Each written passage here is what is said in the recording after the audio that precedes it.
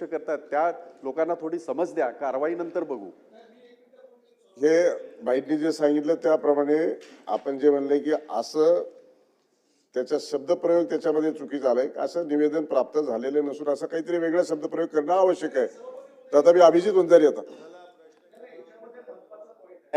मंत्री महोदय, सूक्ष्म लघु आणि मध्यम उपक्रम विकास अधिनियम जे बनवले ना त्याच्यामध्ये जो 45 दिवसाचा रायडर आपण टाकलेला आहे आणि त्याच्यामध्ये 45 दिवसामध्ये समजा केंद्र शासनाच्या ज्या काही आपली ऑनलाईन प्रणाली आहे त्या प्रणालीच्या माध्यमातून डिस्प्यूट सुद्धा रिझॉल्व्ह करतो, पण तरी त्यांना पैसे नाही मिळाले तर मग त्यांना प्रचलित दराप्रमाणे 3 पटीनं अधिक व्याज द्यावं लागते आणि ते खर्चात जोडल्या जात नाही इन्कम टॅक्सच्या रिटर्न्समध्ये. हा मूळ त्याच्यामध्ये मुद्दा आहे. म्हणून आमची विनंती आहे की या नियमामध्ये बदल करून आपण जे 3 पटीनं व्याज आकारता ते व्याज आकारणं आपण रद्द करणार का, ज्याच्यामध्ये डिस्प्यूट आहे ते, तो नंबर 1. आणि त्याच्यामध्ये दुसरा विषय असा आहे की या ODRच्या माध्यमातून आपण जे काही प्रणालीच्या माध्यमातून आपण ते डिस्प्यूट रिझॉल्व्ह करतो तर त्यांना जे खर्चामध्ये दाखवण्याची प्रोव्हिजन आहे त्याच्यामध्ये त्या नियमात बदल करणार का, हा प्रश्न आहे. मंत्री महोदय. निश्चितपणे चांगली सूचना आहे. मी पॉलिसी काउन्सिल आणि पॉलिसीच्या निर्णयामध्ये याचं प्रवीण दरेकर आपलं स्पेसिफिक मांडणी करतो. स्पेसिफिक सभापती महोदय, MSMEच्या माध्यमातून ज्या प्रमाणात या Specific प्रश्न विचारा. स्पेसिफिकच अत्यंत विदर्भाच्या दृष्टीने फार महत्त्वाचं आहे. MSME मंत्री माननीय नितीन गडकरी साहेब राहिलेत, राज्याचे मुख्यमंत्री देवेंद्रजी आहेत आणि भाईंनी जो प्रश्न विचारला की किती प्रकल्प आले, किती झाले, तर इतर राज्यांच्या तुलनेत अत्यल्प अशा प्रकारचे प्रकल्प सूक्ष्म लघु उद्योगात झालेले आहेत.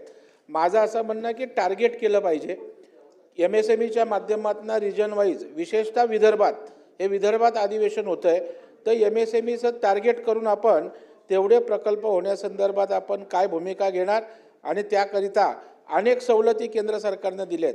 अनेक प्रकारचे आता हे सूक्ष्म लघु मध्यममध्ये त्या ठिकाणी लिमिटची पण मर्यादा त्या ठिकाणी वाढवलेली आहे. तर विदर्भाचा अनुशेष आपण बोलतो तर MSMEच्या माध्यमातून मोठ्या प्रमाणावर आपल्याला रोजगार उपलब्ध होईल. तर या संदर्भात ठोस असा ॲक्शन प्लॅन आपण करणार का, कारण विदर्भातलाच शेवटच्या दिवसाचं अधिवेशन आहे, एक गोड बातमी आपण द्यावी अशा प्रकारची सभापतींच्या माध्यमातून आपल्याला विनंती आहे. निश्चितपणे असा विचार करण्यात येईल. आपल्याला सन्मान्य सदस्य, आपल्याला माहिती असेल की आपलं स्टेटची पण पॉलिसी आहे आणि केंद्राची पण पॉलिसी आहे.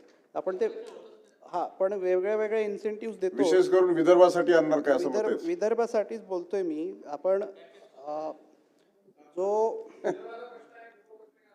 मायक्रो स्मॉल MSE CDP अशी ही योजना केंद्राची आहे, याच्यात 60 ते 80% आपण प्रकल्प घेणार का, त्यांनी जे प्रश्न विचारला त्या अनुषंगाने कारवाई करा. येस प्रश्न क्रमांक 9, 4000